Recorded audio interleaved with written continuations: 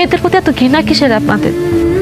শুধু আপনি না, পৃথিবীর হাজার হাজার পরিবার, হাজার হাজার স্বামী, পিতা শুনলে মেয়ে সন্তান হওয়ার শুনলে তাদের চেহারা চেঞ্জ হয়, তার আচরণ চেঞ্জ হয়ে যায়।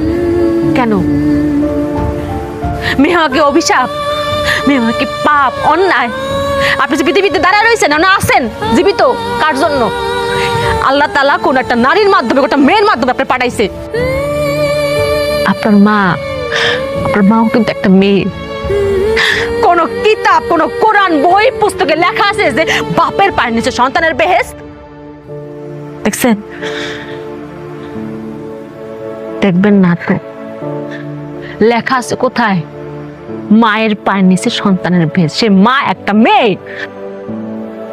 আসলাম আর একটা কথা, আপনারা কি মনে করেন ছেলে সন্তান আমার খুঁটি, আমার শেষ প্রজন্মের খুঁটি? রিজিকের মালিক আল্লাহ।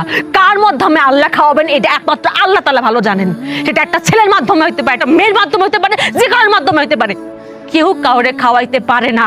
আল্লাহ পাক খাওয়ান কারোর মাধ্যমে হয়, কারোর উসিলা হয়। আর ছেলেটা যদি খুঁটি হইতো তাহলে এই বাংলাদেশে বৃদ্ধাশ্রমের সংখ্যা বাড়তো না। বাংলাদেশে এমন একটা বৃদ্ধাশ্রম খুঁজে পাবেন না যে বাপ মারে কোনো মেয়ে বৃদ্ধাশ্রমে দিয়াইছে। খোঁজ নিয়ে দেখেন, প্রত্যেকটা বৃদ্ধাশ্রমে দিয়াইছে তার ছেলে সন্তান। তাইলে মেয়েদের দোষটা কেন? আপনাদের আরেকটা ভুল ধারণা যে ভবিষ্যতের মুখ উজ্জ্বল করবো আবার পোলা। খালি কি পোলারাই করে?